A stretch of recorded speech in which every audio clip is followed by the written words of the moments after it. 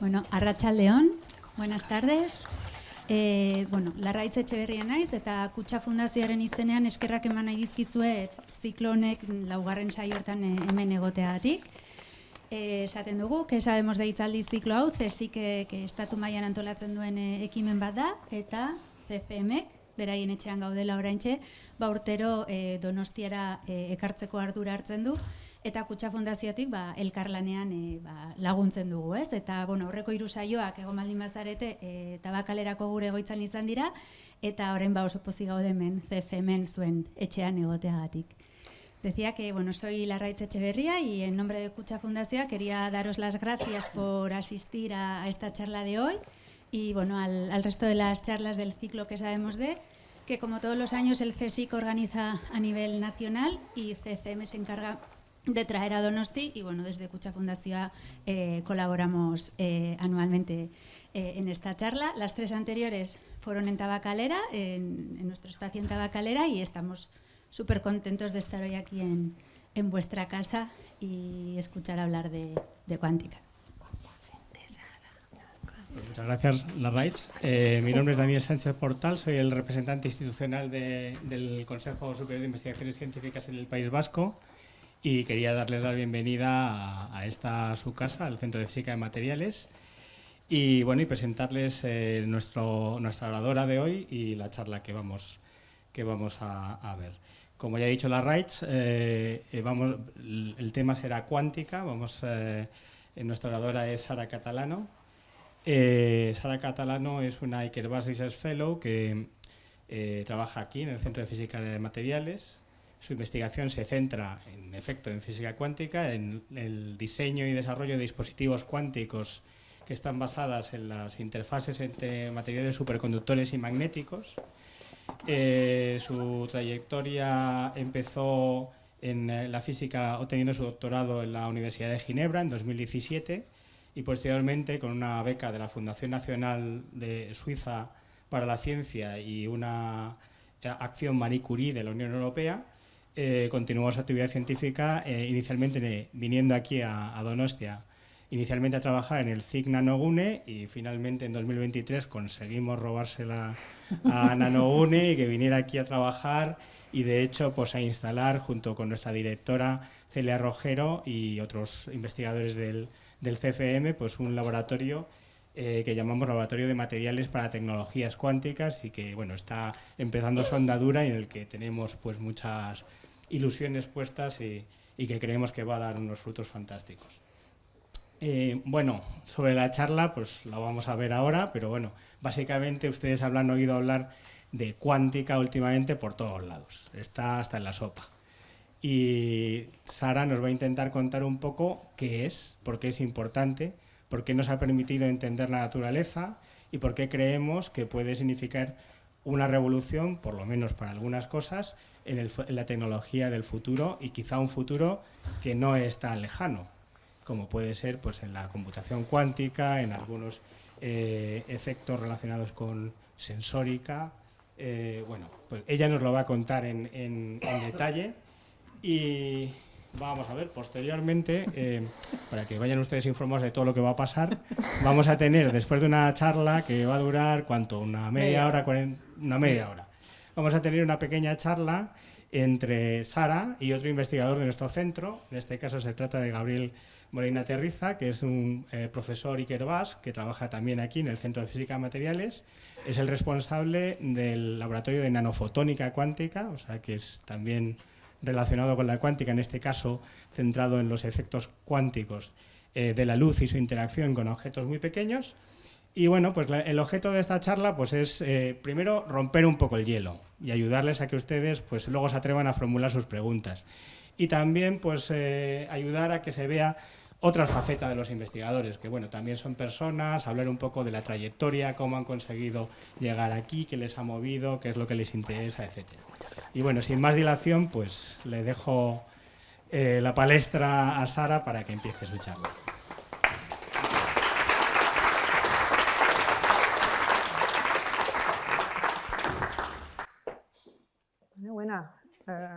Arratsaldeon guztioi, mila esker etortzeagatik, mila esker por la introducción.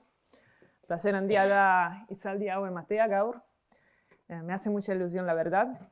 Como ha dicho Dani, el objetivo de esta charla es demostrar que la física cuántica no es tan difícil, ¿vale? No hace falta ser buenos en matemática, en física, para entender algo, las bases de la física cuántica. Es una herramienta muy potente y nos permite de entender observaciones básicas que todos y todas podemos hacer todos los días, ¿vale?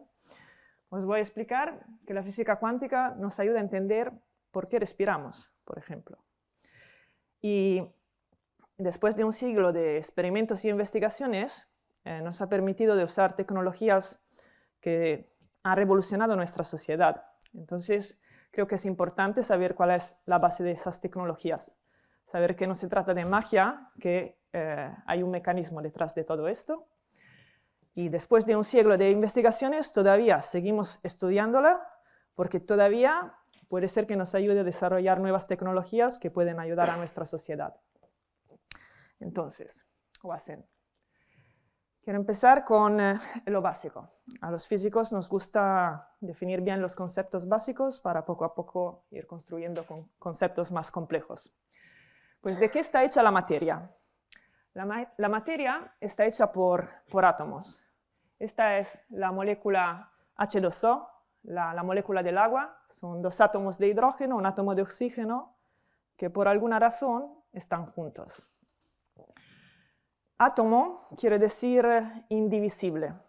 Es una palabra que introdujo un señor griego, Demócrito, que pisó esta tierra hace 2500 años, y se hizo una pregunta muy simple. ¿Qué pasa si cojo un grano de arena y lo rompo en granos de arena más pequeños? Cojo los granos de arena más pequeños y los rompo otra vez, y repito esta operación. Y Demócrito llegó a la conclusión que si estamos aquí, tenemos una altura, un ancho, un peso, una dimensión finita, tiene que haber algo indivisible, el átomo, a la base del grano de arena, de la materia. Y los científicos al final del siglo XIX estaban de acuerdo con Demócrito. Llegaron a la conclusión que la materia está hecha por átomos y dieron una descripción de esos átomos como partículas muy pequeñas que forman toda la materia. Vale.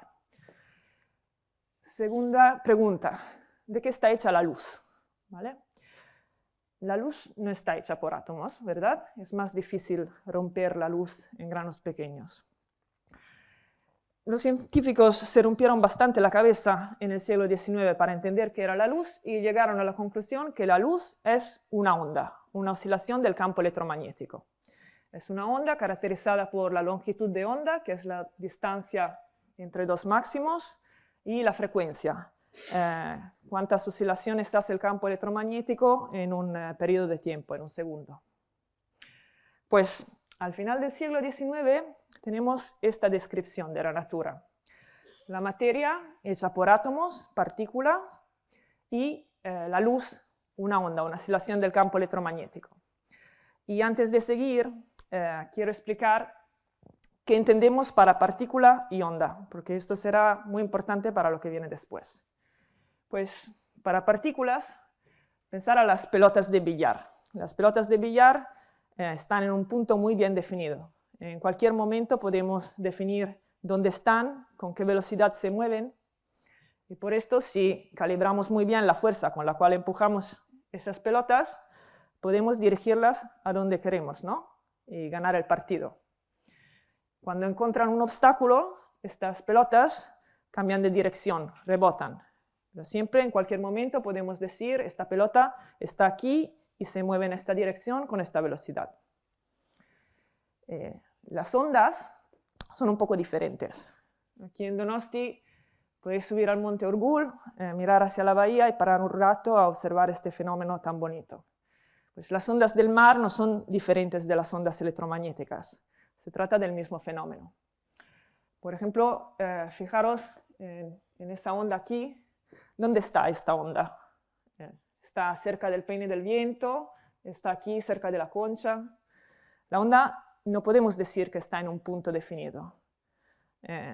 Diferentemente de las partículas, de esas pelotas, la onda está delocalizada. ¿Qué pasa cuando encuentra un obstáculo? Pues, otra vez, como no está localizada, no podemos decir que rebota, cambia de dirección como hacemos con las partículas. Aquí hay un frente de onda plano que llega desde el Cantábrico y para entrar a la bahía se encuentra con la isla, el Monte Geldo, el Monte Orgul. Aquí el agua es más profunda, aquí están las rocas. Y el resultado es que el frente de onda cambia de forma. Y los físicos dicen que esto es debido a interferencia y difracción. Dos fenómenos que no pasan cuando tiramos partículas. Las trayectorias de la partícula siguen otras leyes. Entonces, al final del siglo XIX tenemos esta descripción. La materia está hecha de partículas, la luz es una onda, una oscilación del campo electromagnético. Y una descripción bastante satisfactoria, porque en este momento llega la electricidad, se hicieron los primeros experimentos de telecomunicaciones, estábamos en una revolución tecnológica, en una revolución científica, efectivamente. De hecho, la historia de la física se podía haber acabado aquí, pero al principio del siglo XX hubo dos experimentos que cambiaron las cartas en el juego. Primer experimento, radiación de cuerpo negro. Los físicos estudiaban la luz emitida por un cuerpo macroscópico que se encontraba a una cierta temperatura. ¿Qué quiere decir? Pensar a las viejas bombillas con el hilamento de tungsteno que se calentaban mucho. Esas bombillas son una buena aproximación de un cuerpo negro. Pues los físicos miraban a la intensidad de la luz emitida por esos objetos en función de la frecuencia y no había forma de entender qué estaba pasando con el modelo que tenían del campo electromagnético.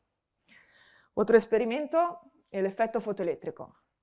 El efecto fotoeléctrico es la base del funcionamiento de las celdas solares y al principio del siglo XX los físicos todavía no sabían nada de las celdas solares, pero sí que se habían enterado que si un rayo de luz incide sobre un trozo de metal, puedes generar una corriente eléctrica, efecto fotoeléctrico.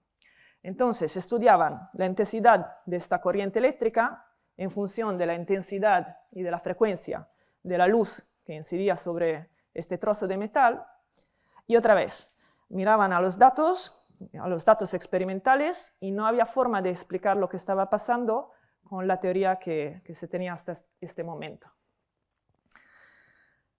Otro experimento. Este experimento creo que lo conocéis bastante bien. Miramos a la luz del sol que pasa a través de un prisma y vemos el arco iris. Para los físicos, este es un experimento de espectroscopía. Lo que vemos, el arco iris, nos dice que la luz está hecha de diferentes colores. Cada uno de esos colores corresponde a una energía diferente. Y mirando este espectro, lo que podemos concluir es que la luz del sol puede tener cualquier color, desde el violeto hasta el rojo. Y esos colores, nuestro ojo los percibe como colores, pero son energías. Entonces, la luz emitida por el sol, un cuerpo grande, macroscópico, puede tener cualquier valor de energía, desde el violeto hasta el rojo. Este espectro es continuo, ¿vale? Así lo describimos los científicos. Pues, como se habían enterado que la materia estaba hecha por átomos, a los físicos se les ocurrió, bueno, podemos mirar la luz emitida por átomos. Pensar a las bombillas al neón. Las bombillas al neón tienen por dentro un gas de átomos de neón excitados por un voltaje que emiten luz. Pues si miráis a la luz emitida por una bombilla al neón y la hacéis pasar a través de un prisma, un buen prisma, vais a ver esto. Y esto es bastante diferente de esto. El arco iris es continuo y aquí no hace falta ser físicos para ver que aquí tenemos una serie de rayas. Este espectro es discontinuo. Hay unos lugares, aquí por ejemplo, o aquí, donde no hay luz, no hay energía emitida por esos átomos. Y aún más interesante, cambiamos el átomo, por ejemplo el helio, y vamos a ver otro espectro, otra serie de líneas. Cada uno de esos espectros es característico del átomo que estamos mirando. Vale, muy bien. 3 experimentos que los científicos no podían entender al principio del siglo XX, hasta que 2 personajes muy importantes, el señor Max Planck y Albert Einstein, hicieron una propuesta. Einstein propuso que la luz estaba hecha por fotones. Precisamente no usó la palabra fotones, Einstein usó la palabra cuanta, y esos cuanta, esos fotones, son paquetes de energías. Einstein propuso que cuando la luz interactúa con la materia está absorbiendo o emitiendo esos paquetes de energías. Y propuso esta fórmula para describir esos paquetes. E es la energía de este paquete de energía, del fotón. La energía de esos paquetes es igual a H. H es la constante de Planck. Es un número que Max Planck introdució para explicar el experimento de radiación de cuerpo negro del cual hemos hablado antes. Se dio cuenta que usando este número podía explicar los datos que los físicos estaban estudiando. Pues la energía del fotón es igual a H multiplicado por nu, una letra griega que es la frecuencia de oscilación del campo electromagnético. Y la intuición muy importante que tuvo Einstein es que cuando la materia interactúa con la luz, absorbe múltiplos de esta energía. Quiere decir, la materia puede absorber un paquete, 2 paquetes, 3 paquetes, pero nunca absorbe medio paquete o 3/4 de paquetes. Pues esos fotones son objetos que podemos contar, ¿vale? Y esto debería acordaros un poquito de las pelotas de billar. Vale, ¿por qué el espectro del átomo no es continuo? Pues los físicos se dieron cuenta que cuando miras la materia a su nivel más fundamental, cuando miras a los átomos, esos objetos no pueden tener cualquier energía. Tienen que tener algunos valores de energías que dependen de la estructura del átomo. Pues pensar a una rampa y una escalera. Cuando subes una rampa, puedes estar a cualquier altura, ¿vale? De todas las alturas están permitidas entre este punto y este punto. Mientras que si subes una escalera, tienes que estar a los valores de altura definidos por esos escalones. Y al átomo le pasa lo mismo. El átomo solo puede estar a unos ciertos valores de energías. Pensar a este espectro que hemos visto antes, esta serie de rayas, pues girarlo de 90 grados y la distancia entre las rayas son esos gradones. ¿Vale? Cada átomo tiene su propia estructura, que depende del número de electrones, protones y neutrones que lo forman, y entonces el espectro que vemos es la huella de la estructura del átomo. Cuantización de la energía. Pues esta fórmula, muy potente, es la fórmula por la cual Albert Einstein ganó el premio Nobel, porque dio la base de la física cuántica. Y unos años después, gracias a una intuición de otro físico, de Broglie, los físicos se dieron cuenta que se puede aplicar a todos esos objetos, fotones, moléculas, átomos, electrones, todos esos objetos que están a la base de la materia, de la radiación, son objetos que podemos contar, pero podemos asociar una frecuencia a esos objetos. Esta fórmula, por la cual ganó el premio Nobel, le preocupaba bastante a Einstein, porque hemos dicho antes que la luz era una onda. Los físicos habían pasado un siglo a hacer experimentos para demostrar que la luz era una onda, algo muy diferente de las partículas. Y ahora Einstein estaba diciendo que la luz estaba hecha de unos objetos que podemos contar. Y esas 2 observaciones chocaban un poco, una contra la otra. Y en particular los físicos hacen experimentos de interferencia cuando quieren saber si un objeto es una partícula o una onda. Creo que algunos de vosotros han podido jugar con la interferencia en el laboratorio de Gabriel, arriba. pero para los demás voy a explicar qué es un experimento de interferencia. En particular, el experimento de doble rendija. Pues primero pensar a un lago perfecto, no hay viento, no hay corriente, y tiramos dos piedras en el lago, dos piedras idénticas a la vez, y lo que vemos en la superficie del lago es este dibujo tan bonito, es debido a la interferencia entre la onda creada por la piedra que he tirado aquí y la onda creada por la piedra que he tirado aquí. Vale, ¿qué vemos acá? Si os fijáis, hay como unas rayas, otra raya, hay unos puntos donde está pasando algo particular, ¿no? Pues si nos ponemos aquí, lo que vamos a ver es que la altura de la onda está a su mínimo. Esto es porque estas dos ondas están haciendo interferencia destructiva en esos puntos. Si nos ponemos aquí, vamos a ver un máximo en la altura de la onda. Entonces, mínimo, máximo, mínimo, máximo, mínimo. Y con la luz pasa lo mismo. Si coges una fuente de luz y la haces pasar por una doble rendija, lo que ves en una pantalla puesta después de la doble rendija es una serie de máximos y mínimos de la intensidad de la luz. ¿Vale? Entonces, el problema era, ¿por qué si ahora tenemos un singolo fotón y lo hacemos pasar a través de esta doble rendija, vemos este espectro de interferencia? ¿Por qué vemos este patrón de interferencia si estamos tratando de objetos que podemos contar? Y la respuesta es que en el mundo de la física cuántica las cosas funcionan así, ¿vale? Tenemos que vivir con esto. Y aún peor, no se trata solo del fotón. Quizás podéis pensar, bueno, el fotón es algo que Einstein se ha inventado para explicar unos experimentos, pero ¿qué quiere decir mandar un fotón por esta doble rendija? Pues os voy a enseñar un experimento hecho con electrones. Vale, los electrones los podemos contar muy bien, porque tienen una carga asociada.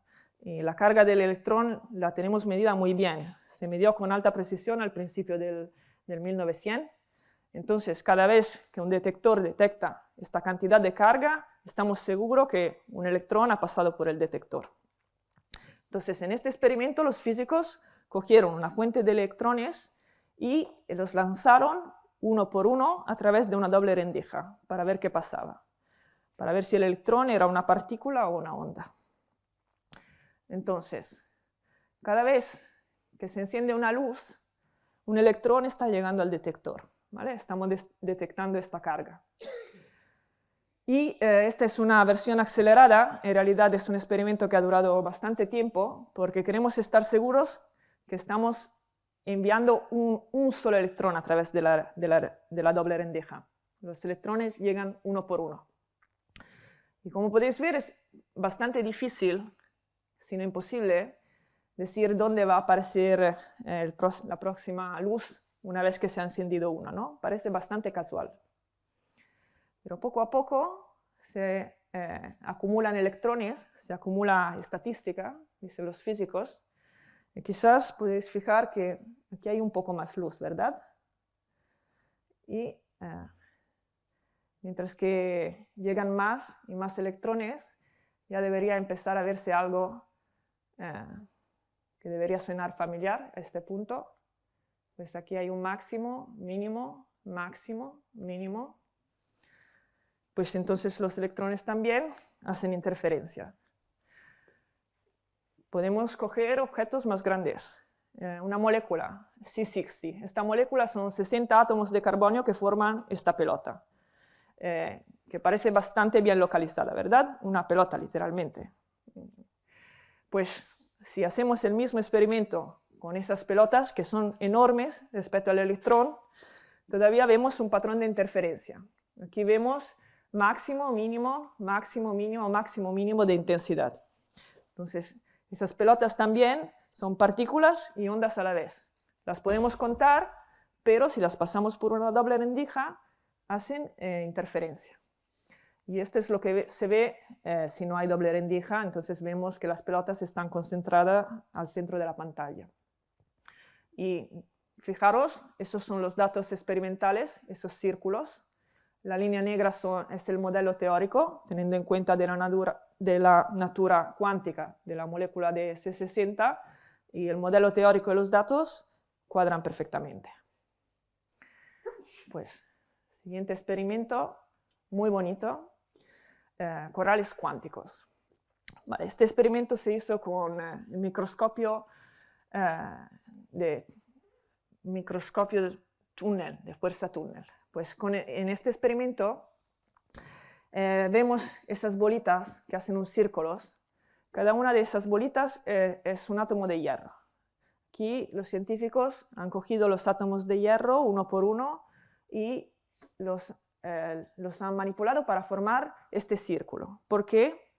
Este círculo es una barrera para confinar los electrones dentro de esos átomos de hierro. Vale. ¿Cómo aparecen los electrones confinados dentro de este círculo? Pues así. Parece la onda que se forma cuando tiramos la piedra en el lago. ¿Dónde están los electrones? Pues seguramente están aquí dentro, ¿verdad? Podemos estar bastante ciertos que están dentro de esta área, pero no podemos decir si está aquí o aquí. Sabemos que aquí hay un máximo, aquí hay un mínimo, entonces hay unos lugares donde es más probable encontrarlos, pero no sabemos localizarlos perfectamente. Vale, y esto es la magia de la física cuántica, la dualidad onda-corpúsculo. He empezado diciendo que nos iba a ayudar a hacer observaciones en nuestro día a día. Igual hemos ido un poco lejos, ahora estamos hablando de doble rendija, electrones, corales cuánticos. ¿Por qué nos sirve todo esto? Pues volvemos a los átomos, la molécula de oxígeno, ¿vale? 2 átomos de oxígeno que por alguna razón están juntos. Nosotros no respiramos átomos de oxígeno, respiramos la molécula de oxígeno. ¿Por qué quieren estar juntos esos 2 átomos? Pues si pensamos al electrón como una pelotita que rodea el átomo, nunca esos 2 átomos estarían juntos. No existiría esta molécula. Pero el electrón no es una pelota. El electrón puede estar un poco aquí y un poco aquí a la vez, como en la doble rendija. ¿Vale? Entonces, la carga del electrón está delocalizada, porque el electrón es una onda, una partícula a la vez. Y es esta carga delocalizada que permite a esos 2 átomos de estar juntos. Entonces, las moléculas existen gracias a la física cuántica.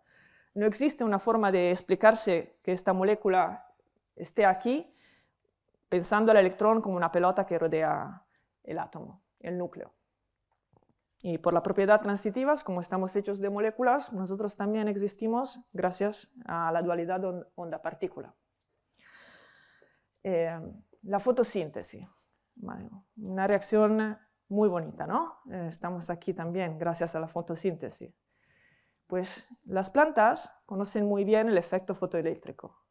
Son capaces de absorbir paquetes de energías que vienen del sol para activar la reacción que transforma agua y CO2 en azúcar y oxígeno. La reacción que ha permitido la vida en este planeta. ¿Y por qué utilizamos las cremas solares? ¿Por qué tenemos que utilizar los filtros solares? Porque los rayos UV son paquetes de energía que tienen bastante energía para dañar la molécula de ADN. Entonces, si alguna vez habéis tenido dudas si usar o no usar la crema solar, la física cuántica dice que sí, mejor usar la crema solar. ¿Vale? Tecnologías. ¿Habéis jugado arriba con los láser de Gabriel? El láser es una tecnología muy potente. Está la quirugía láser, se cortan materiales con el láser, se usa para leer el código a barre, lo estoy usando yo para apuntar a las diapositivas. No existiría sin la intuición de Einstein, sin esta fórmula E es igual a h por nu. ¿Vale? Lo tenemos gracias a esos físicos que intentaron explicar unos experimentos. Las celdas solares, ya los he dicho, son una bonita aplicación del efecto fotoeléctrico que nos está ayudando a hacer frente a la crisis energética. El transistor, que está en todos los ordenadores, es un objeto que no existiría si no tuviéramos el entendimiento de los semiconductores. Podemos entender esos materiales, que son la base del transistor, gracias al hecho que sabemos que el electrón es una onda y una partícula a la vez, ¿vale? Pensando a los electrones como pelotas, no habría sido posible desarrollar esta tecnología. Vale. Esto era un poco de historia para comentar cómo ha nacido todo este interés sobre la física cuántica. Y como Dani ha comentado, hoy en día se escucha mucho hablar de física cuántica. Y hasta ahora he hablado de cosas que ya han pasado, pertenecen al siglo pasado. Pues ¿por qué seguimos investigándola? Nos hemos dado cuenta que hay una forma de utilizar esos objetos cuánticos para manipular la información, de una forma diferente y quizás revolucionaria. Pues, volviendo al experimento de doble rendija, tenemos el electrón y tiene dos posibilidades, ¿vale? Hay dos configuraciones posibles para este electrón. Puede pasar por el agujero de arriba, podemos decir, vale, esta es la configuración 0, o puede pasar por el agujero de abajo, la configuración 1. Vale, ¿cómo explicamos el experimento de doble rendija? ¿Pasa por el agujero de arriba? Pues no, porque si tapamos el agujero de abajo y miramos a la pantalla, no vemos el patrón de interferencia que hemos visto. Mismo razonamiento. ¿Pasa por el agujero de abajo? No. Si tapamos el agujero de arriba, vamos a ver otra cosa en la pantalla. Pues los físicos dicen que el electrón está en una superposición de esas dos configuraciones. Y esto se llama principio de superposición. Hay que vivir con esto cuando se trata de física cuántica. Si un objeto tiene dos configuraciones posibles, su configuración es una superposición de esas dos configuraciones. Y esto le pasa al electrón. Lo explicamos así. ¿Por qué es importante en tema de información? Pues un bit clásico es un objeto que puede estar en dos configuraciones, 0 y 1. El transistor es un objeto donde o no pasa corriente, 0, o pasa corriente, 1. Y esas dos configuraciones están muy bien definidas.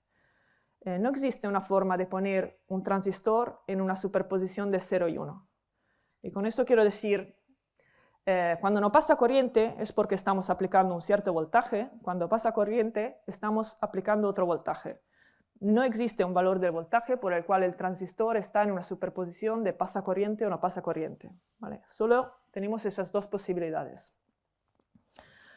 ¿Qué es un quantum bit? ¿Vale? Es un sistema cuántico que puede estar en una superposición de dos estados. Creo que muchas veces se ve la imagen de esta pelota con una flecha que representa el qubit.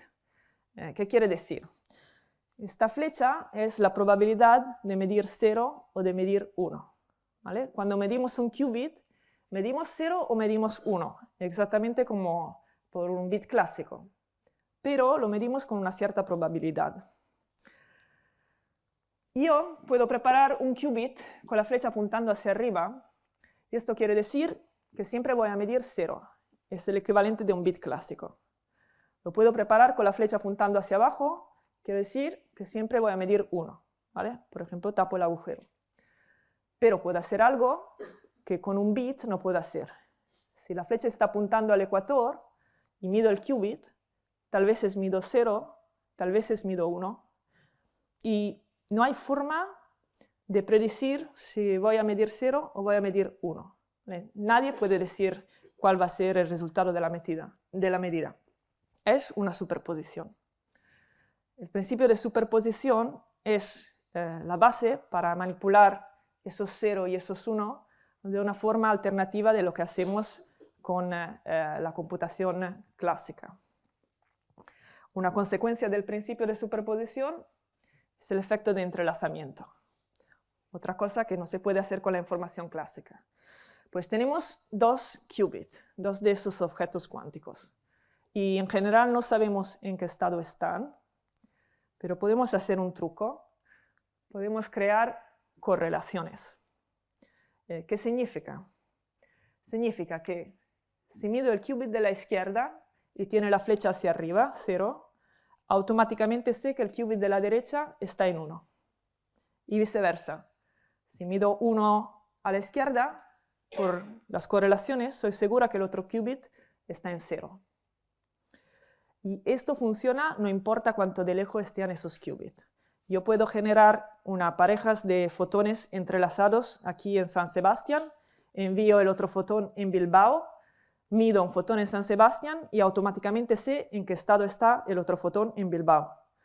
Esto funciona sobre 100 de kilómetros.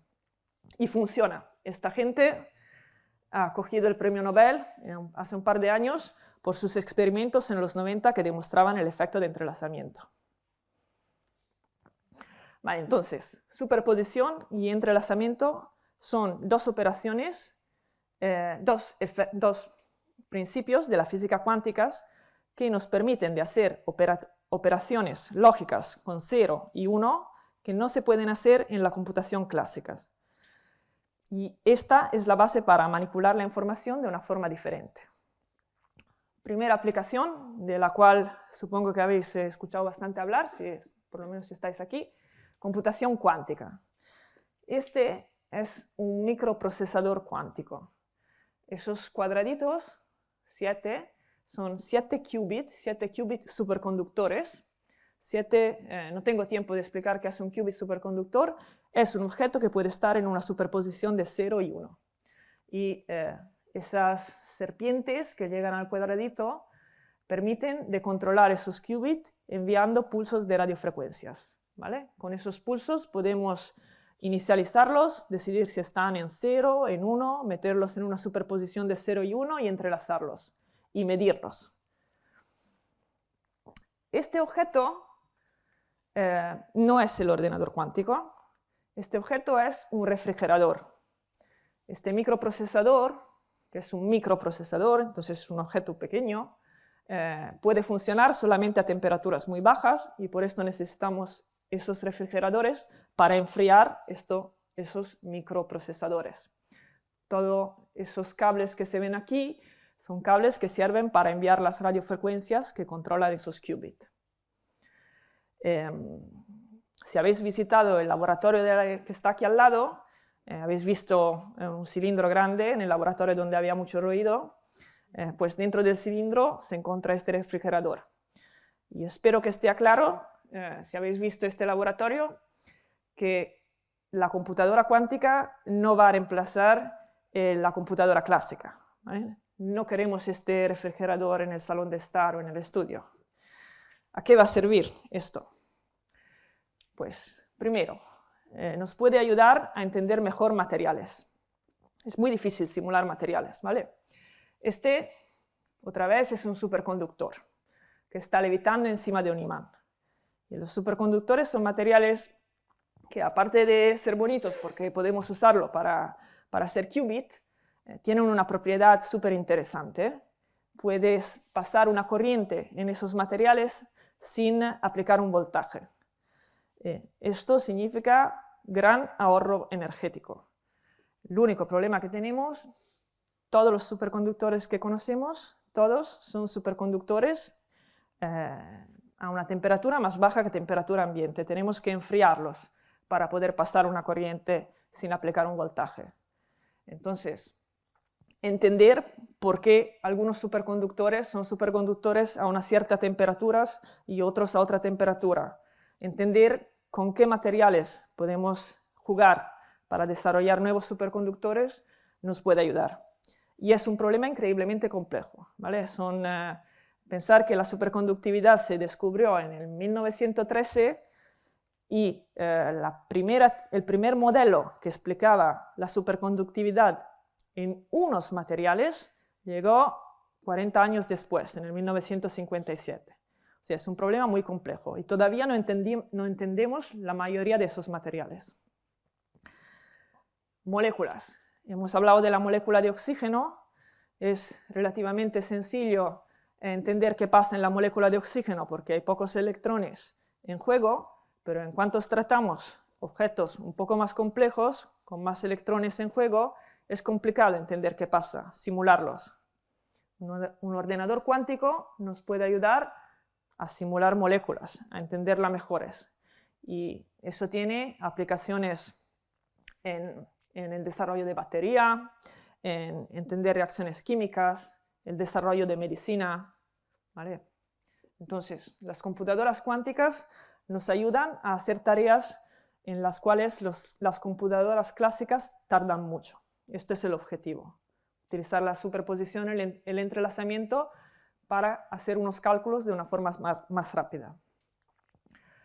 Hay otra operación que las computadoras cuánticas podrían hacer y que las computadoras clásicas no pueden hacer. Las computadoras clásicas son muy buenas a hacer esta operación. ¿Vale? Le das una serie de números, le preguntas cuál es el resultado de la multiplicación de sus números y la calculadora te lo saca muy rápido, ¿no? Mucho más rápido de cuánto tardaría yo. Las computadoras clásicas no son muy buenas a solucionar esta tarea. Le das un número y le preguntas qué números tengo que multiplicar, números primos tengo que multiplicar para obtener este número. Pueden tardar muchísimo. Si el número es muy alto, pueden tardar siglos. Pues un señor, Peter Shor, ha demostrado que existe un algoritmo basado en la superposición y en el entrelazamiento que permitiría a una computadora cuántica bastante avanzada de solucionar este problema. Y esto debería preocuparos, porque la dificultad en solucionar este problema es lo que protege nuestros datos cuando hacemos una transferencia bancaria. Entonces, un ordenador cuántico puede ser peligroso, es una amenaza para la protección de datos. Y, o sea, los bancos lo saben bien, han invertido bastante en la computación cuántica, están preocupados de verdad. Solución. Bueno, podemos utilizar esos objetos, los qubits, para transferir información de una forma segura. De esto va la investigación en la comunicación cuántica. ¿Cómo podemos utilizar los qubits para transferir informaciones entre dos personas? En el mundo de la comunicación cuántica siempre hablamos de una mujer que se llama Alice que quiere enviar alguna información a un señor que se llama Bob. ¿Vale? ¿Cómo puede hacerlo Alice de una forma segura y eficiente? Pues, vale, Alice quiere comunicar a Bob una información codificada en este qubit. Tiene la flecha apuntando hacia aquí, ¿vale? Que está en un cierto estado. Y lo quiere hacer de una forma alternativa. Pues puede usar el truco del entrelazamiento. Tenemos dos qubits entrelazados y enviamos un qubit a Bob y un qubit a Alice. El entrelazamiento sobrevive sobre 100 de kilómetros, podemos hacerlo, ¿vale? Alice está en Bilbao y Bob está en San Sebastián. ¿Qué puede hacer Alice para comunicar a Bob la información que está en el estado de este qubit? Pues puede usar otra vez el juego del entrelazamiento. Puede crear correlaciones entre este qubit y este qubit. Pero ahora tenemos este qubit y este qubit están correlados, ¿vale? Hemos correlado esos tres objetos. Cuando Alice hace esta operación, el estado de su qubit se cancela porque ha manipulado de alguna forma este objeto y los qubits son objetos muy sensibles. Pero ahora, por efecto de esas correlaciones, Bob puede medir su qubit y si hace las cosas bien, cuando mide su qubit, puede ver en qué estado estaba el qubit que estaba aquí. Y esto funciona. Esto se llama teleportación cuántica. No se ha movido nada, ¿vale? Como toda magia, tiene un truco que es la correlación. es seguro. ¿Por qué es seguro? Porque esos qubits son muy sensibles. Y si en este proceso alguien toca este qubit o este qubit, Alice y Bob se enteran. Esos qubits van a cambiar de estado y las dos partes se van a enterar que ha habido alguien que ha intentado hackear el proceso. ¿Vale? Teleportación cuántica. Vale, retos. ¿Por qué la computadora cuántica todavía no ha descubierto el superconductor a temperatura ambiente? ¿Y cuánto tardaremos a utilizar los qubits para proteger nuestra información? Pues, primer problema que tenemos, el problema de los errores cuánticos. Los qubits son objetos muy sensibles a las interacciones con el entorno. Entonces, pensar, tenemos este qubit y lo hemos preparado así, con la flecha hacia arriba, ¿vale? Entonces yo me espero de medir 0 cada vez que mido este qubit. Pero, por alguna razón, aunque lo he preparado muy bien, este qubit interactúa con el entorno, hay ruido, y el resultado es que cuando mido el qubit ya no está en el estado en el cual lo había preparado, ¿vale? La flecha está apuntando a otro sitio. Y esto crea errores en la computación cuántica. Este problema es un problema que hace un par de décadas se pensaba no tenía ninguna solución. Hubo un momento, hace un par de décadas, en el cual los físicos dijeron, bueno, la idea del ordenador cuántico es muy bonita, pero siempre vamos a tener esos errores, nunca vamos a conseguir hacer de verdad computaciones fiables. Por suerte, en las últimas 2 décadas, ha habido matemáticos, físicos, científicos que se han enterado que hay formas de corregir esos errores. Hay protocolos para que esos ordenadores sean más fiables. Y las empresas que están invirtiendo en computación cuántica se están ocupando sobre todo de este problema. Cómo corregir los errores, cómo mitigar los errores, cómo hacer qubit más fiable y reducir el ruido en el entorno. Segundo problema, transferir información sobre grandes distancias. Hemos dicho que el entrelazamiento sobrevive sobre 100 de kilómetros, pero 1000 de kilómetros es un poco demasiado, ¿vale? Queremos enviar un singolo fotón sobre 1000 de kilómetros, probablemente va a interactuar con el entorno y vamos a perder la información que tenía. Y es un problema que tenemos con la información clásica también, ¿vale? Cuando enviamos una señal desde un pueblo al otro, en general la señal decae con la distancia. Y clásicamente tenemos un truco, una solución a este problema, que son los repetidores. ¿Vale? Cuando enviamos una señal, enviamos la señal al repetidor, que recibe la señal, la copia, la amplifica y la envía al siguiente repetidor o directamente al pueblo donde tiene que llegar. Pues en el mundo de la comunicación cuántica se está intentando desarrollar repetidores cuánticos. No se puede copiar un qubit y amplificar un qubit. Lo que los físicos están intentando hacer es distribuir el efecto de entrelazamiento. Los repetidores cuánticos son objetos que permiten de distribuir el entrelazamiento sobre distancias hasta que la información llegue de un sitio a otro, ¿vale? Esos rayos rojos son qubits entrelazados que llegan al repetidor cuántico. Otra solución muy espectacular, podemos utilizar el espacio para hacer viajar esos qubits.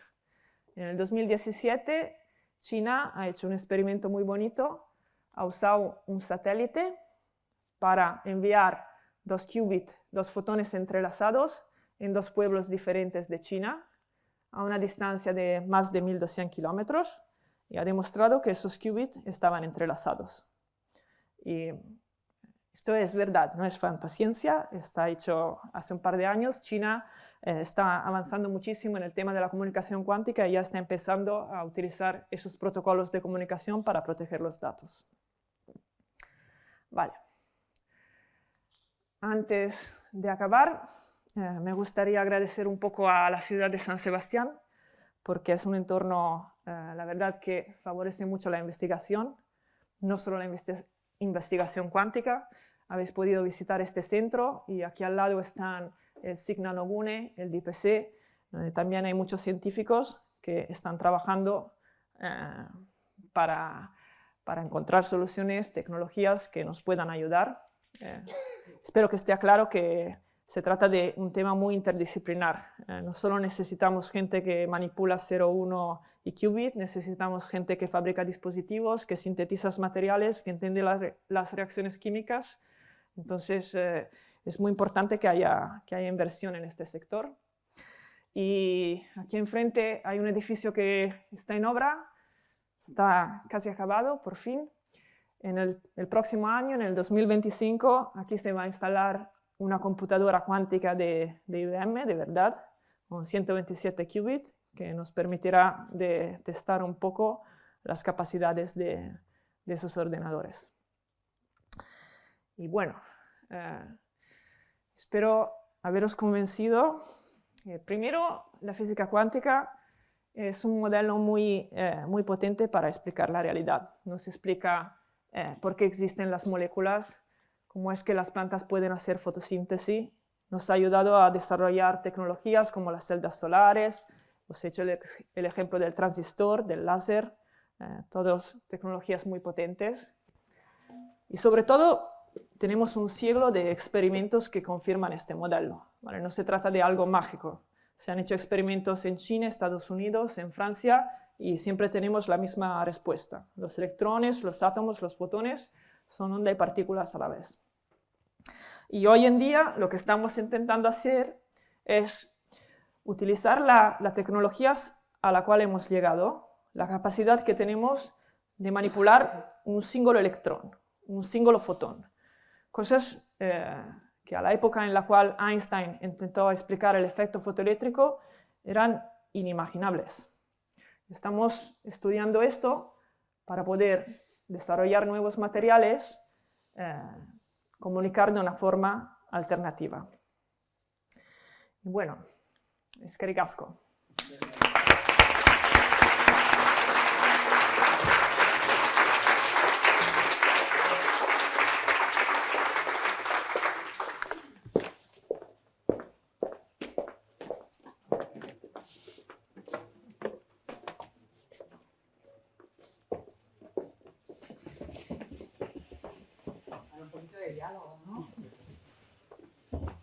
Como vamos justitos de tiempo, en breve les podéis freír a preguntas. Eso es. Sara, gracias.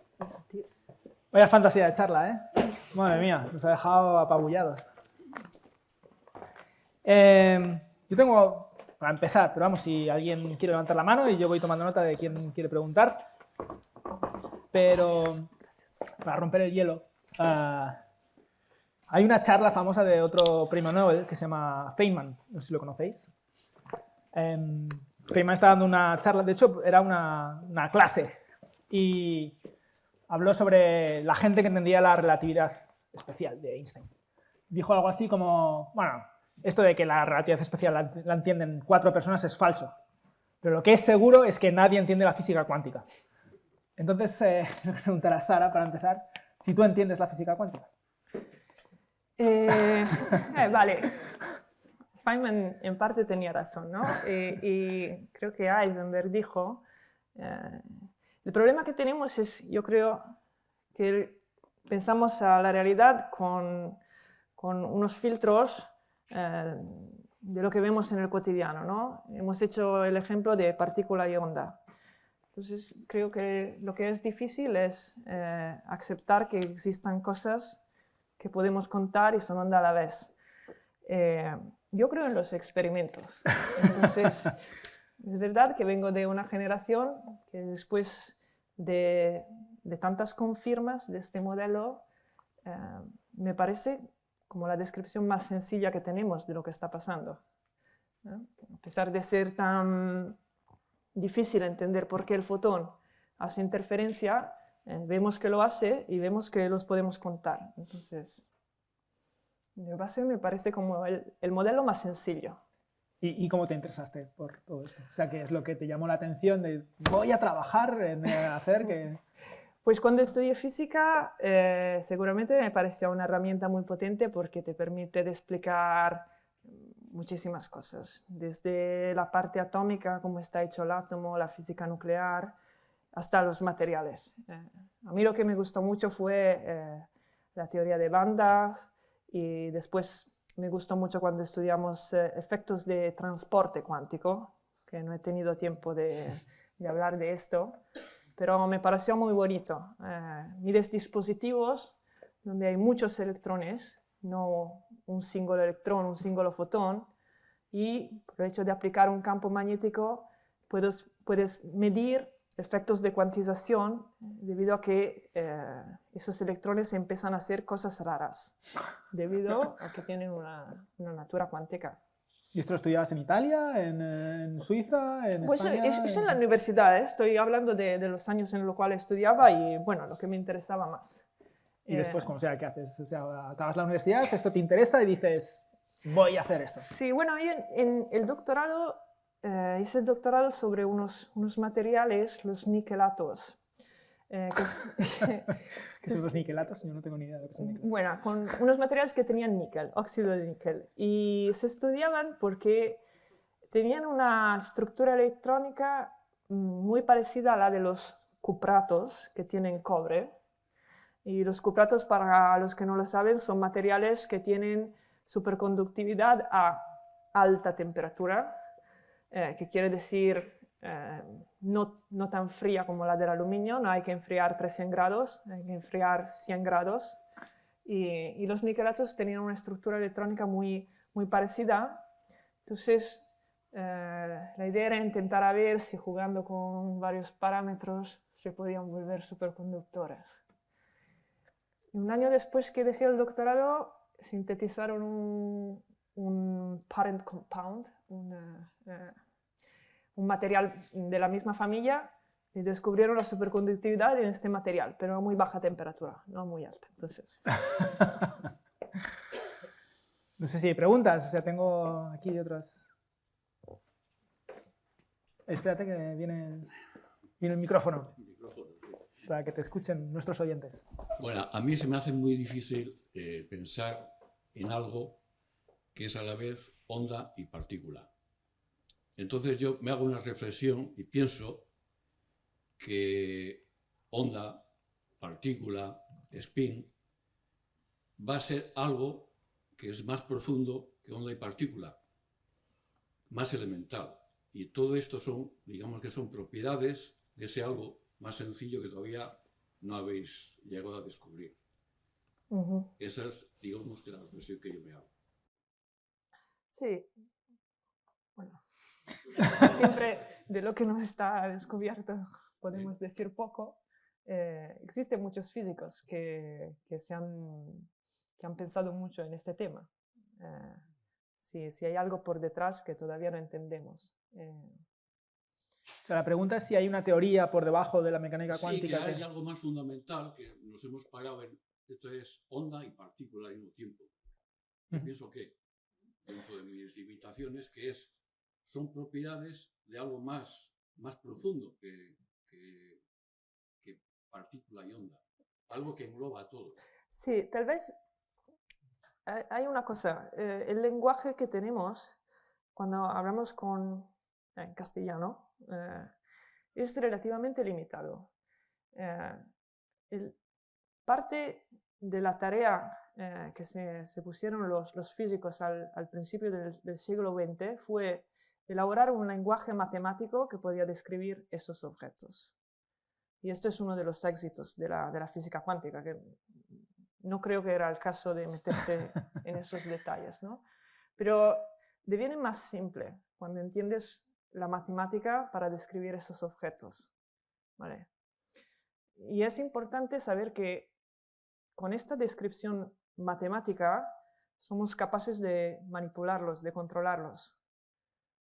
Esto es algo que nos dice que por lo menos estamos en una dirección correcta, porque si el modelo no funciona, es muy difícil inicializar un qubit en el estado 0, en el estado 1, en la superposición.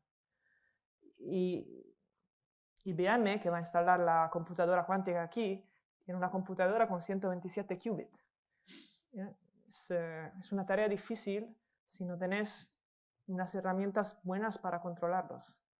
Entonces creo que por lo menos el modelo que tenemos es bastante sencillo para permitirnos de controlar un poco este mundo. Bueno, pues si acaso si hay alguna otra pregunta. Espera, bueno. Bueno, hola, me ha encantado la charla, muchas gracias. Y una pregunta muy básica. Habéis dibujado el qubit como un circulito donde se veía que, no sé, que se quedaba como en estados intermedios, ni en 0, ni en 1, ni en básico, se quedaba, no sé, ¿me explicas eso un poco? ¿En la superposición? No en la superposición, sino que la esfera flechita de, no de estaba Poincaré, ¿qué significa? clara. Estaba en cualquier parte la flechita. Entonces, ¿eso qué quiere decir? Que no es ni 0 ni 1, es... Es en una, No sé. o sea, la flecha es un vector, ¿vale?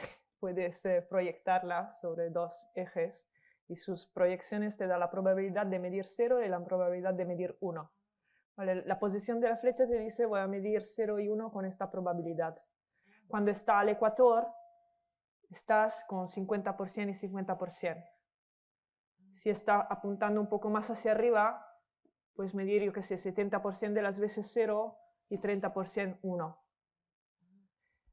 Y la cosa es que aunque midas, cuando, por ejemplo, 50, no sabes cuándo vas a medir 0 y cuándo vas a medir 1. ¿Vale? Como cuando mirabas la pantalla y el electrón está llegando por detrás de la doble rendija, no sabes dónde va a aparecer. Sorry. Vale, gracias. Y veo aquí hay una pregunta.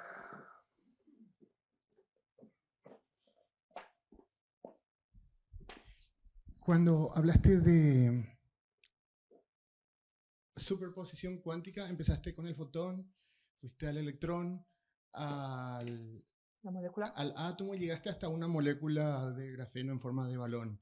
Se pueden ver los efectos de la superposición hasta ese punto, digamos. Después, cuando hablaste de entrelazamiento, hablabas del fotón y ahí te quedaste. Yo sé que creo, si no estoy mal informado, que también se pueden entrelazar hasta átomos. Vale. Mi pregunta es, estos efectos cuánticos o estos fenómenos cuánticos, la superposición y el entrelazamiento, ¿hasta dónde podemos llegar y apreciarlos? ¿Se pueden hacer con pelotas de golf, por ejemplo? ¿Me explico? O ya sé que la respuesta es no, pero ¿por qué no? ¿Entendés? Esas son las dos preguntas. ¿Hasta dónde podemos apreciar estos fenómenos y por qué se pierden en algún momento? Bueno, uno... a ver, para apreciar la natura de onda de algún objeto, vale, hemos dicho que E es igual a h por nu, lo podemos aplicar a cualquier objeto, ¿no? H es un número muy, muy pequeño, ¿vale? Entonces, para apreciar efectos de cuantización, es muy difícil verlos en objetos muy grandes. De Broglie sacó una relación, ¿vale? Y te dice, por cada objeto podemos asociar una longitud de onda, ¿vale? Y es inversamente proporcional a la masa de este objeto. Si tienes un objeto muy grande, esos efectos devienen mucho más pequeños. Y voy a añadir solamente una cosa. Los circuitos que ha enseñado ella, ¿os acordáis del ordenador cuántico? Que ha enseñado unos circuitos. Ese ordenador va a entrelazar ese circuito. Y eso o sea, esa imagen era de una foto de microscopio. O sea, que es pequeño, pero no tan pequeño. Lo que pasa es que ahí no estás entrelazando la masa. Lo que estás entrelazando es la corriente eléctrica. Entonces, se pueden hacer efectos macroscópicos, pero depende de qué. También hay gente que entrelaza gases. El spin de ciertos gases se pueden entrelazar. Necesitas una cosa que se llama coherencia. Esos qubits superconductores funcionan sobre escala macroscópica porque son materiales donde los electrones se mueven todo iguales, ¿vale? Por alguna razón. En realidad forman parejas los electrones, se acoplan, pero se mueven de una forma coherente. Y eso es la coherencia, lo que te permite de ver esos efectos. Y para eso necesitas bajar la temperatura. Hoy casualmente, en el telediario, hemos visto un chip cuántico encapsulado por Google. ¿Qué me puedes decir de eso? Estábamos mirando las noticias también justo antes de la charla. Google creo que el breakthrough asociado a esta noticia, la verdad es que no he tenido tiempo de, de meterme mucho en lo que han hecho, pero por lo que he entendido han desarrollado un método para corregir los errores mucho más eficientes. Entonces parece que han anunciado un avance en su tecnología. Ese chip tendría que estar funcionando dentro de un enfriador, ¿no? Sí, un refrigerador, sí. Sí, sí, eso sí. Esta no es la parte complicada. Decimos, enfriarlos, sabemos cómo enfriarlos. Corregir los errores es otra cosa.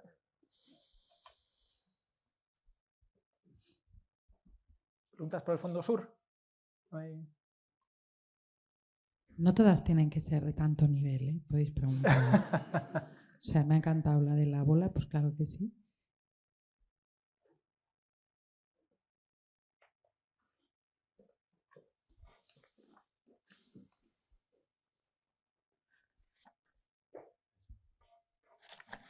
Muchas gracias por las explicaciones, ha estado fantástico.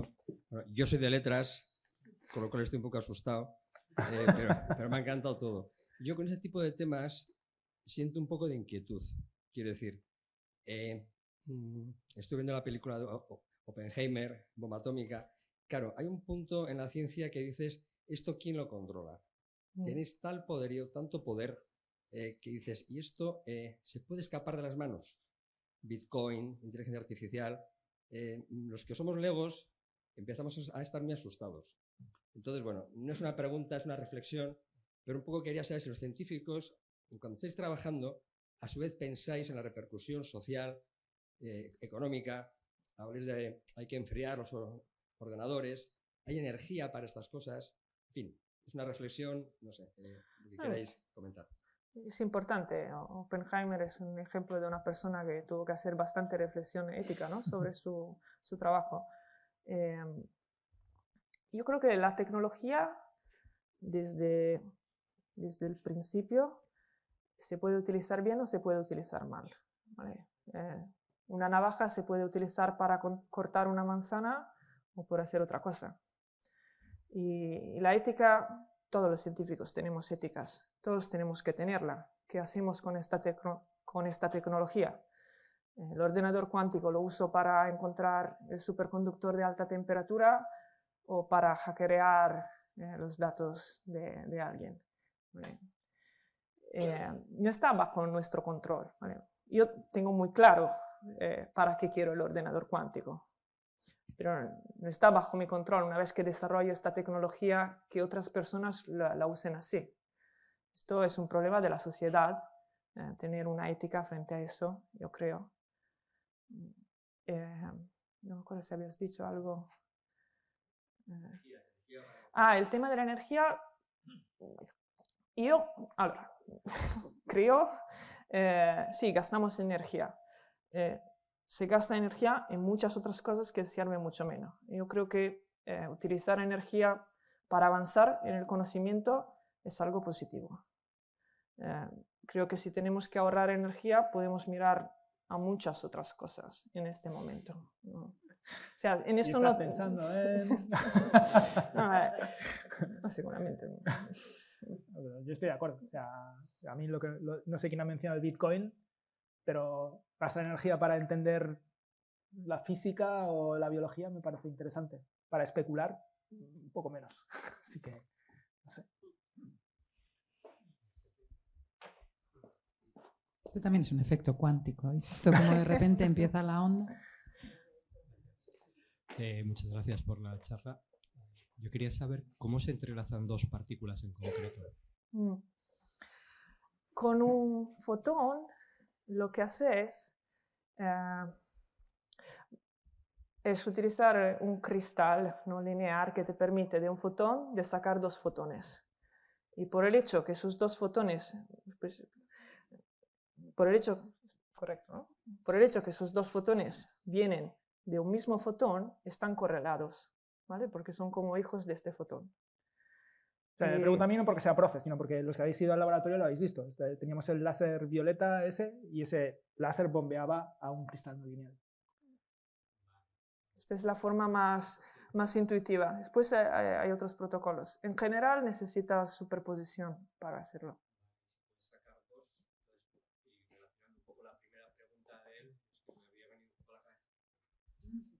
Relacionando un poco la primera pregunta de él, si puedes sacar dos y estamos con la dualidad de partícula-onda, podría tener cabida, pues, como lo que está diciendo, otras teorías como la teoría de campos o otro tipo de cosas que explique que salgan de varios, o que salgan, no sé. No sé si he entendido muy bien la pregunta. Si puedes tener más de dos correlados. Sí, o bueno, sí. Bueno, supongo con, por ejemplo, las reacciones nucleares, donde salen más cosas, supongo que lo que viene después es más difícil, un poco, o sea, es bastante complicado ya, por esto quizás la gente no va más allá, porque manipular 0 y 1 ya nos vale. Existen científicos que se ocupan de pensar cómo hacer computación cuántica con sistemas con 3 configuraciones, por ejemplo. No sé si más o menos se acerca a lo que estás diciendo. ¿Me dejas añadir una cosa? Sí. ¿Os acordáis que ha puesto aquí 3 nombres de un premio Nobel? ¿Sabéis cuando se explicaba lo del entrelazamiento? O sea, esos premios Nobel no solamente son por hacer el entrelazamiento, que también, sino porque probaron una cosa que se llama las desigualdades de Bell, ¿vale? El señor Bell lo que hizo fue intentar idear una teoría que estuviese por debajo de la mecánica cuántica y que explicase esas correlaciones, ¿vale? Era una teoría. Dijo, pues si hay una teoría por debajo de la mecánica cuántica que pueda explicar estas correlaciones, tiene que ser así. Y todos esos experimentos lo que mostraron es que no existe ninguna teoría por debajo de la mecánica cuántica de esas características. Y de nuevo, los que habéis estado en el laboratorio os he explicado que, de alguna forma, los fotones entrelazados nos explican un poco cosas de la filosofía, no solamente de cómo es la estructura del universo. Y todas esas teorías se basan en si el universo es real, si hay algo real fuera de nosotros, o si es no local, si de alguna forma todo está conectado en el universo. Y no voy a tener tiempo ni yo de explicároslo, pero un día con cervezas y vino ya hablamos de...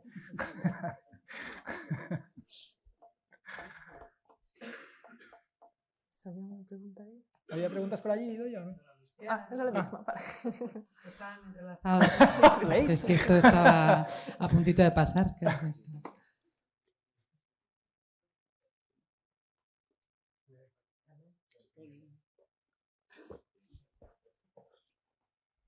Sí, Juan. Has dicho que tenías muy claro la aplicación que le podías dar al ordenador cuántico. Y yo en algunos círculos que explican temas de física cuántica están diciendo que no tienen ni idea para qué se puede aplicar el ordenador que va a venir aquí a Donosti. ¿Nos puedes adelantar un poco esas aplicaciones? ¿Qué piensas tú? Bueno, esto es un tema debatido. Allora, cuando he dicho la aplicación que daría al ordenador cuántico, hablo idealmente. Y esta idea es antigua. El señor Richard Feynman, del cual hablaba antes Gabriel, hizo esta propuesta. El mundo cuántico es muy complicado, ¿vale? Cuando queremos entender la configuración de un sistema, hay que solucionar una cosa que se llama ecuación de Schrödinger, y cuando tienes muchas partículas, muchos electrones en juego, la cosa se hace muy complicada. Es difícil con nuestro cerebro y con un ordenador clásico. Entonces la idea de base es, podemos usar esos qubits para entender cómo funcionan esos sistemas. Vale, la forma más sencilla de simular un sistema cuántico es usar objetos cuánticos y mirar cómo funcionan esos sistemas. Esta es la idea de base.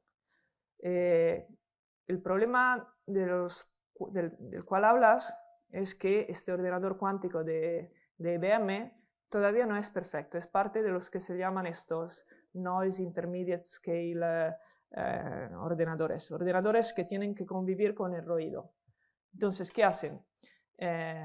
Corren el algoritmo, sacan una respuesta, está mal, lo corren muchísimas veces, e igual de 10 veces que lo corren, solamente una vez te da la respuesta buena. Estamos intentando entender cuál es el potencial, ¿vale? Y esos algoritmos también están en desarrollo. Entonces, es interesante que la gente pueda probar cosas con esta máquina, porque esto también es un campo de investigación. ¿Qué operación? Vale, tenemos 0 y 1, superposición y entrelazamiento, y hay gente que intenta desarrollar algoritmos. ¿Qué operaciones lógicas podemos hacer? Esto es un campo que está avanzando. Hoy con los ordenadores podemos hacer muchísimas cosas, pero ha habido gente que ha desarrollado algoritmos para manipular los bits, que nos permiten hacer todo lo que hacemos hoy. Hace 50 años no era tan fácil jugar a un videojuego, por ejemplo. Yo creo que hay que comparar el ordenador cuántico este, que van a poner aquí, con la primera computadora, el ENIAC. Era una máquina que ocupaba toda esta sala, pesaba no sé cuántos. ¿Y qué podía hacer? Pues bastante menos que, ya no te digo un móvil, podía hacer bastante menos que, no sé, que mi reloj ahora mismo, que es analógico casi. O sea, ¿dónde estamos? Estamos justo en esa época, ¿no?, en la que estamos descubriendo una nueva tecnología e intentando utilizarla. Y otra pregunta sería, ¿hasta qué punto es importante en la física cuántica la figura del observador? Es importante, ¿no? En el protocolo de comunicación cuántica es la clave de la seguridad. Es el hecho que si observas el qubit que estaba en una superposición de 0 y 1, su estado colapsa, ¿no? Una vez que lo mido 0, si vuelvo a medirlo, está en 0. Nunca va a volver a estar en 0 y 1. Entonces sí, es fundamental. Y también la matemática que describe esos objetos se basa en unas cosas que se llaman observables. O sea, es muy importante.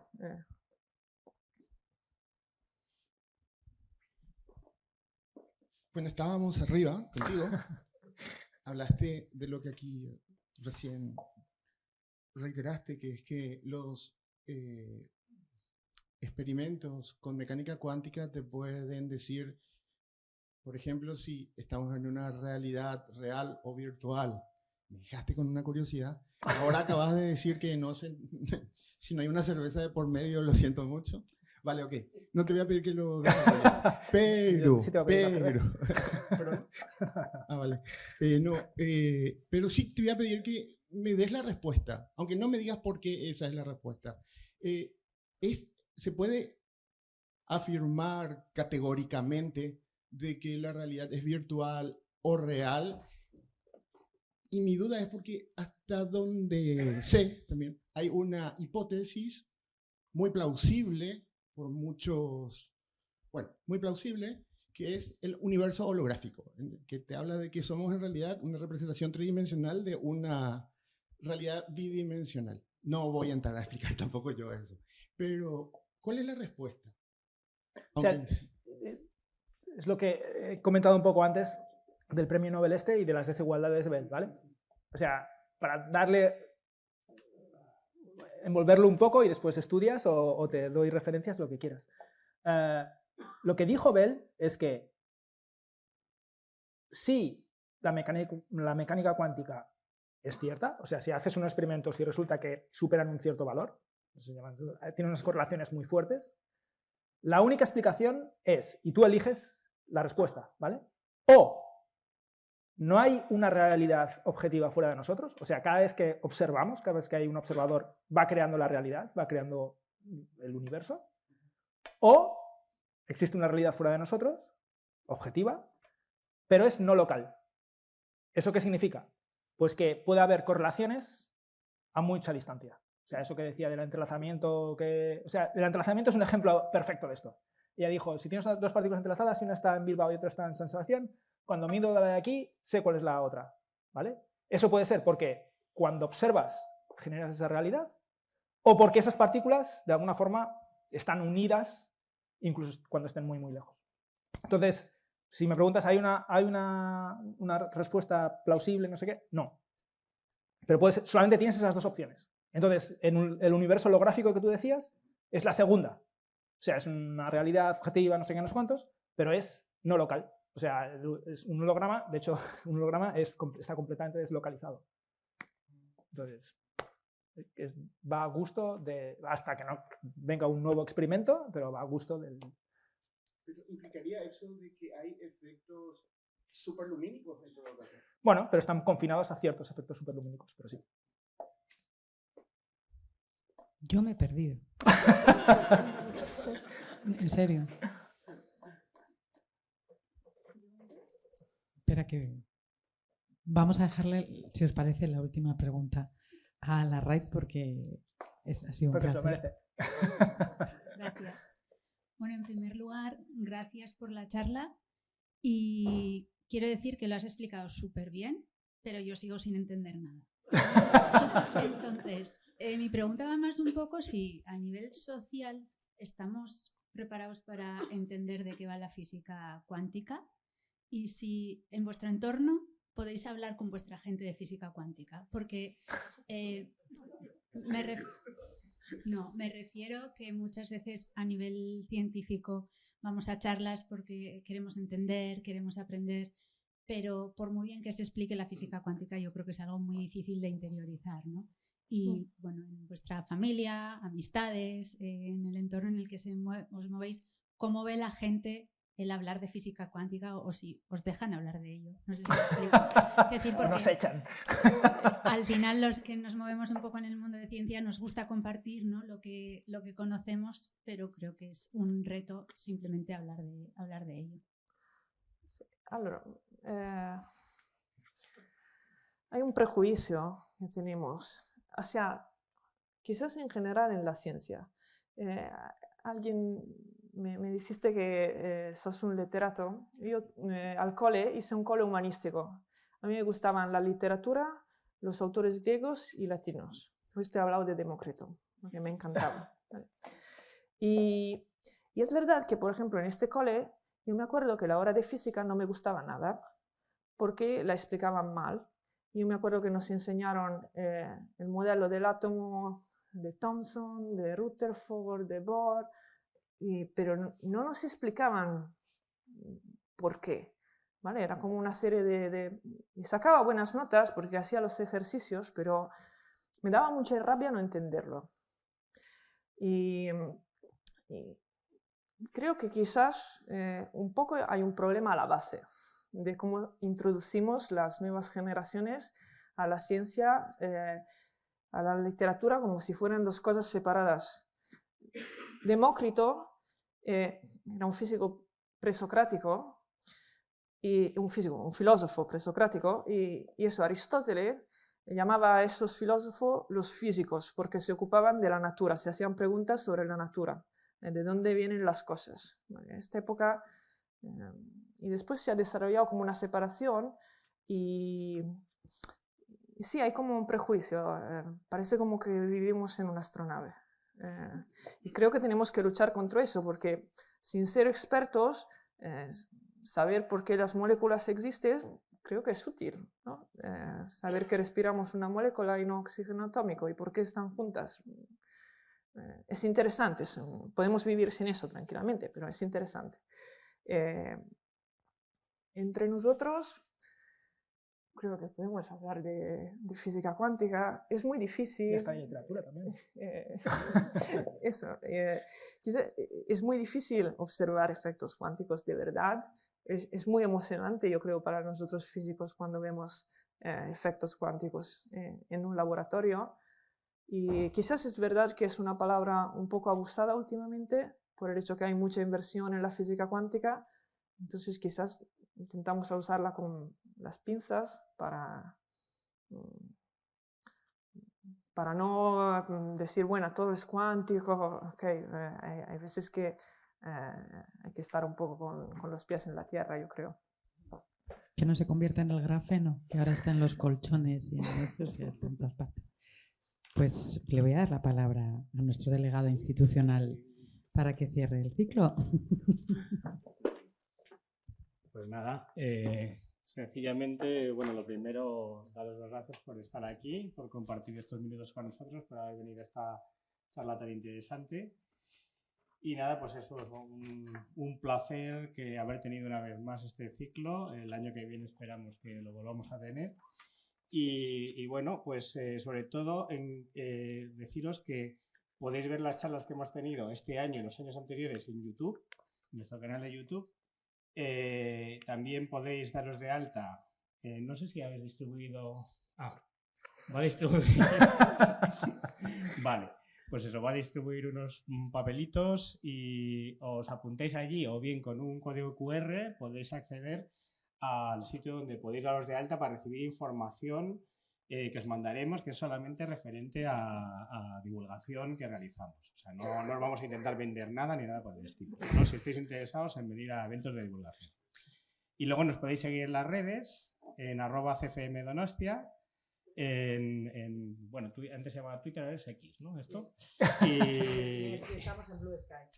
Vale, pues eso. Y luego en nuestra web, que es cfm.ehu.es, y allí pues podéis ver también las cosas que vamos haciendo y también las cosas que vamos publicando, y seguro que Sara tendrá ahí dentro de nada un montón de publicaciones muy, muy brillantes, como Gabriel ya las tiene. O sea que nada, pues eso, muchas gracias por haber venido.